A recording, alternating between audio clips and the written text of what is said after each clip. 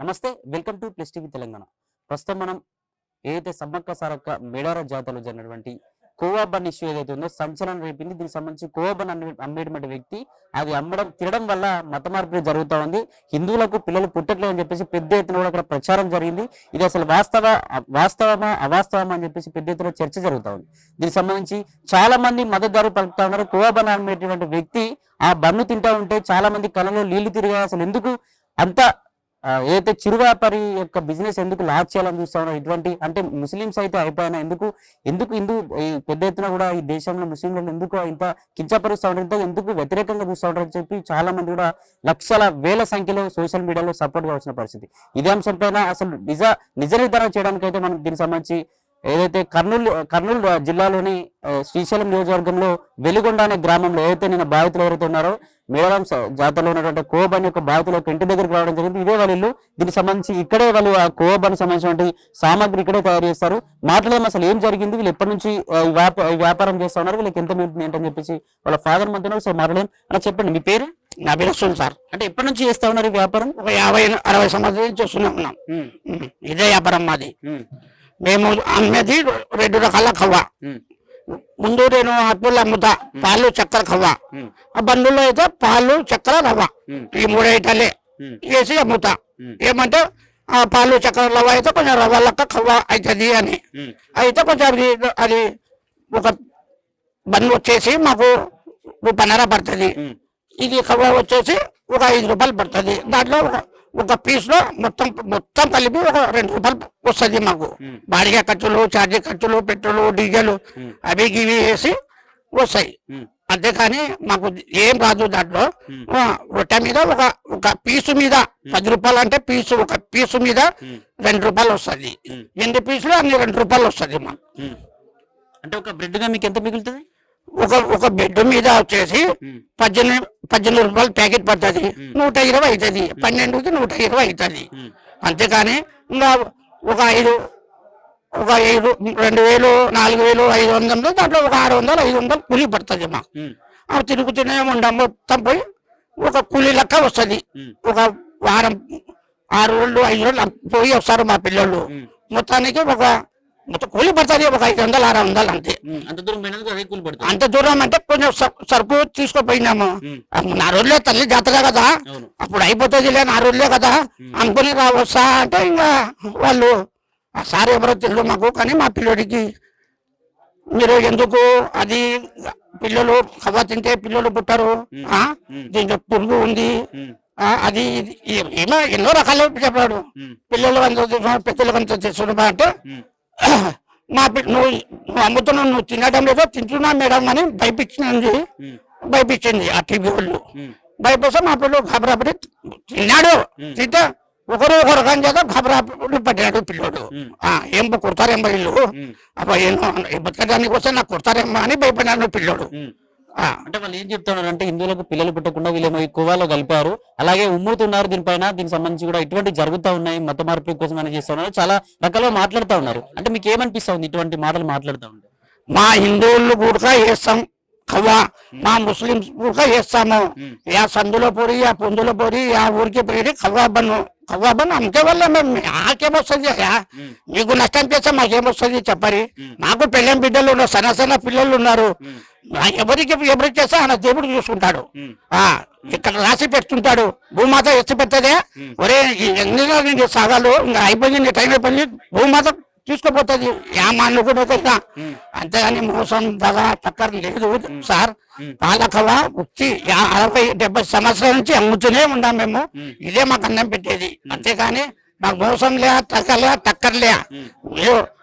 మా గురించి ఏం చెప్తారు? మేము అన్నీ బయట పాలకవ బొద్దించి ఏముంటుంది సార్? మీరు బ్రెడ్ కొనుకొచ్చుకుంటారు కదా, కోవా మీరే తయారు చేసుకుంటారు? ఆడోళ్ళు చేస్తారు కవ్వ. ఆడోళ్ళు చేస్తే మేము పోయి సేల్ చేస్తాము మార్కెట్ లో. వాళ్ళు చేస్తే మా మార్కెట్లో సేల్ చేస్తాము. అంతేకాని ఇంకా వాళ్ళు చేయకుండా 10 రోజులు అయింది, అట్నే ఉంది, పోయి అట్నే పెట్టిన. అంటే ఇష్యూ జరిగినప్పటి నుంచి అంటే ఆపేసిన అట్నే ఉంది. ఇంకా పాలకోవాలో ఓన్లీ మీరు బర్రె పాలే వస్తారా, లేకపోతే ప్యాకెట్ పాలు లాంటివి ప్యాకెట్లు వాడాము. ప్యాకెట్లు కేంద్రం పోతాం, విజయ కేంద్రం పోయి తెస్తాం మేము.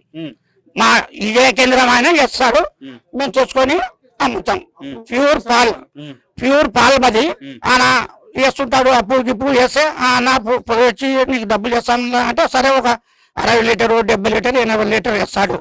మేము పోతే ఆయన మళ్ళా వ్యాపారం చేసుకొని ఒక 2-3 రోజులకి ఆయన సొమ్ము ఆయనకి ఇవ్వాలా. ఏమంటే ఇట జాతర మా తల్లికాడ మాకు ఇట్లా జరిగింది. నా తల్లికాడ అట్ట పోతే మా పిల్లలు అట్లా జరిగింది. మాకు పాలు తీసుకొచ్చి పాలకు ఎన్ని రోజులు ఉంటది, ఎన్ని రోజులు పాడవకుండా ఉంటది? పాడు అనే సమస్య మా ఇస్తామా 3 రోజులు ఉంటది.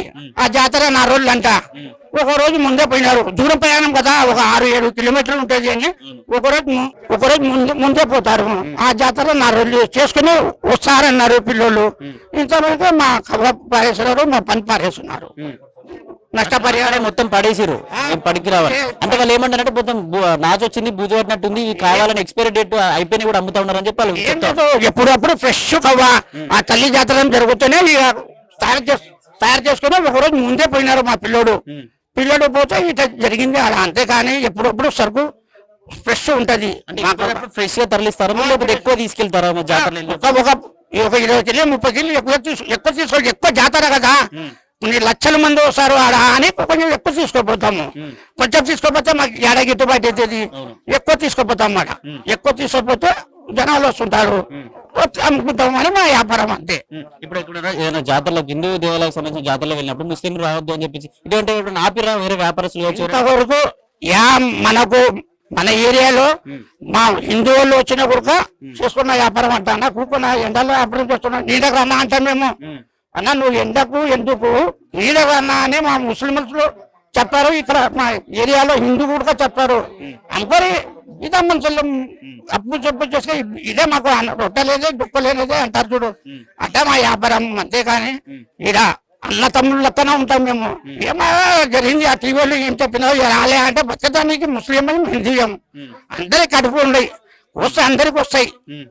నీకు ప్రెషర్ రాదు, నాకు ప్రెషర్ రాదు, అందరికి వస్తుంది కదా. మా కడుపులు కొట్టినారు మీరు. మేము పుట్ట కోసం పోయినాం కానీ మాకు లక్షల కోట్ల మాకు వచ్చేదే మేము ఆశపిస్తాం. మా మనసుకు అంతే రాసి పెట్టడం అంత ఉంటుంది మాకు. అంతేగాని దీని గురించి మాకు ఆశ పడేది ఏం లేదు. ఇలా మీరు మొత్తం ఇదే వ్యాపారమే మీ కుటుంబం వారసత్వంగా మొత్తం ఇదే కుటుంబం? మా వంశం నుంచి 10 కుటుంబాల నుండి ఇదే వ్యాపారం మాకు. 50-60 సంవత్సరాల నుంచి మా పెద్దోళ్ళు కానించి, పెద్దలు మా నాయన కానించి, మా అన్నలు కానించి, నేను కానించి, నా పిల్లలు కానించి ఇదే వ్యాపారం. అంటే ఎప్పుడైనా ఇటువంటి ఇబ్బందులు మధ్యన జాతరలో వెళ్ళినప్పుడు వచ్చిన ఊరు గ్రామస్థ ఏదైనా గ్రామాలకు వెళ్ళినప్పుడు ఇటువంటి ఇష్యూస్ ఏమైనా జరిగినాయి మీకు ఎప్పుడన్నా ఎదురైనా? ఎప్పుడు జరగలే. నా తల్లి కానీ అట్లా జరిగింది, వాళ్ళు పట్టుకున్నారు మాకు అంతే. మా తల్లి ఆమె వేడరం జాతర అంటే సమ్మక్క అంటే మా తల్లి లెక్కనే ఆమె. ఎలా జరిగింది ఆ తల్లి అంటే వాళ్ళు పెట్టినారు ఇది అది ఇది అంతే కదా. ఆ తల్లి కూడా జరుగుతుంది వ్యాపారం అనుకున్నాం. ఏమంటే మాకు నష్టం చేసినాము అంతే. వినమాట మళ్ళా ఆమె తల్లి మాకు కనిగిస్తుంది ఎప్పుడైనా తల్లి అమ్మ. ఇక్కడ వలి వాళ్ళ తండ్రి ఏదైతే బాధితుడు సమ్మక్క సారక్క జాతరలో జరిగినటువంటి ఇష్యూలో ఉన్నటువంటి బాధితుడు ఏం చెప్తారు, బాధితుడు వాళ్ళ తండ్రి ఏం చెప్తున్నారు అంటే నిజంగా మేము 40-50 సంవత్సరాలు ఇదే వ్యాపారం చేస్తున్నాం. వారసత్వంగా నా కొడుకులు పిల్లలు కావచ్చు, మా తాతలు మా తండ్రులు మొత్తం ఇదే వ్యాపారం చేస్తూ వస్తున్నాం. ఎందుకంటే మాకు వేరే పని రాదు, పనిని ఏం చేయలేము కాబట్టి వంశపారంపర్యంగా మేము వ్యాపారం చేస్తూ వస్తున్నాం. దాదాపు పాలు కూడా ఫ్రెష్ గా పాలు రోజు పొద్దున్న 4 గంటల వరకు మేము పాలు తీసుకొచ్చి ఇక్కడే ఇదే ప్రదేశంలో ఏదైతే మైండ్లో ఆడవాళ్ళు బిడ్డ కావచ్చు, కూతురు కావచ్చు, లేకపోతే వైఫ్ కావచ్చు, ఇంకా మిగతా వాళ్ళ అమ్మ కావచ్చు, ఎవరైనా కూడా ఓన్లీ వాళ్ళు పాలకోవ చేయడానికి వాళ్ళు ఉంటారు. మేము ఓన్లీ బయటకు మగవాళ్ళందరినీ కూడా బండలో కావచ్చు, ట్రాలీ ఆటల్లో బయటకు వెళ్ళి అమ్ముకొస్తాం బన్స్ అని. ఎప్పుడుగా బన్స్ కూడా అధిక సంఖ్యలో ఎప్పుడు తీసుకెళ్ళి మేము పాడే విధంగా ఎప్పుడు చేయలేదు. ఎప్పుడు కూడా కావాలనే పాడైనా సార్ అమ్మాలి 10 రూపాయలు సంపాదించాలని ఎప్పుడు మేము పోలేదు. ఫ్రెష్ గా అంటే ఒక ప్రదేశంలో ఈ ప్రదేశంలో తింటే అమ్ముడిపోతాయి అంటే అంతే మంది తీసుకెళ్లే వాళ్ళం. 10-50 ప్యాకెట్లు అమ్ముడిపోతే 50 ప్యాకెట్లు తీసుకెళ్ళాం కానీ ఎక్కువ తీసుకెళ్ళి ఎప్పుడు కూడా ఇబ్బంది పెట్టే ప్రయత్నం చేయాలి. ఎవరిని కూడా ఇప్పుడు కూడా ఇటు హిందువులను మార్చాలన్నటువంటి ఎటువంటి కూడా చేయాలి. ఎప్పుడు మా ఊర్లో కూడా కావాలంటే కనుక్కోండి, ఈ ఊర్లో కావచ్చు లేకపోతే ఈ జిల్లాలో కావచ్చు, ఎక్కడ కనుక్కోండి. ప్రతి ఊరు తిరుగుతాం, ప్రతి వారం తిరుగుతాం, ఎక్కడ కూడా టేస్ట్ గురించి మాట్లాడతారు తప్ప ఎప్పుడు కూడా కోవా ఇబ్బంది జరిగింది, కోవా సరిగా లేదు, లేకపోతే బ్రెడ్ పాడైపోయిందంటే ఇటువంటి ఎప్పుడు లేదు. సమ్మక్క సారక్క జాతరలో కూడా మేము ఏదైతే తప్పు చేసిన వాళ్ళు మమ్మల్ని ఇబ్బంది పెట్టిన వాళ్ళని కూడా మేము క్షమిస్తా ఉన్నాం. ఖచ్చితంగా మాకు క్షమాపణ కూడా చెప్పాల్సిందే అని చెప్పేసి వాళ్ళ తల్లిదండ్రులు కావచ్చు వాళ్ళందరూ చెప్తున్న పరిస్థితి. నిజంగా ఇప్పుడు తీసుకొచ్చి బిల్డింగ్స్ కావచ్చు ఇవన్నీ కూడా చూసుకుంటా ఉంటే 40-50 సంవత్సరాలు కూడా ఇక్కడే పాలకోవా రెడీ చేసుకుని మరి బ్రెడ్ ప్యాకెట్స్ కూడా ఫ్యాక్టరీ నుంచి కొనుకొచ్చి ఓన్లీ ఆ బుక్క బ్రెడ్ పైన 3-4 రూపాయల సంపాదన మాత్రమే వస్తుంది. మేము ఏదైనా దూర ప్రాంతాలకు కావచ్చు, మేడారం జాతర కావచ్చు, ఇతర జాతరలకు ఊర్లలోకి వెళ్ళినప్పుడు పెట్రోల్ డీజిల్ పోను మాకు ఓన్లీ 700-500 మాత్రమే కైకిలు వస్తుంది. కానీ ఈ మొన్న జరిగినటువంటి జాతరలో ఆ బ్రెడ్స్ అన్ని పాడేసి, ఆ బ్రెడ్స్ కావచ్చు పాలకూర మొత్తం విడిగా పాడేసి మేమేదో దీనికి సంబంధించి ఫుడ్ అది చేస్తా ఉన్నాం అని చెప్పేసి, లేకపోతే హిందూ మతంలో ఉన్నటువంటి వ్యక్తులకి పిల్లలు కాకుండా మేము ఏదో తినిపిస్తా ఉన్నాం అని చెప్పేసి కావాలనే ఇష్టాన్ని కింద పడేసారు. మాకు వందల్లో వేలల్లో నష్టం జరిగింది. ఈ నష్టాన్ని ఎవరు పూరుస్తారని చెప్పేసి కూడా వాళ్ళ ఆవేదన చెందుతూ ఉన్న పరిస్థితి ఇది. ఇక్కడ పరిస్థితి ఇంకా వాళ్ళ కొడుకు కావచ్చు, ఇంకా ఇతరులు ఉన్నారు. ఒకసారి మాట్లాడదాం, అసలు ఏం జరిగింది, నిజంగా ఇటువంటి ఏమైనా ఇష్యూస్ జరుగుతూ ఉన్నాయా, మీరు ఏమైనా ఎక్స్పైరీ డేట్ లేకుండా అమ్ముతా ఉన్నారని చెప్పేసి వాళ్ళ మాటలు కూడా ఒకసారి తెలుసుకునే ప్రయత్నం చేద్దాం.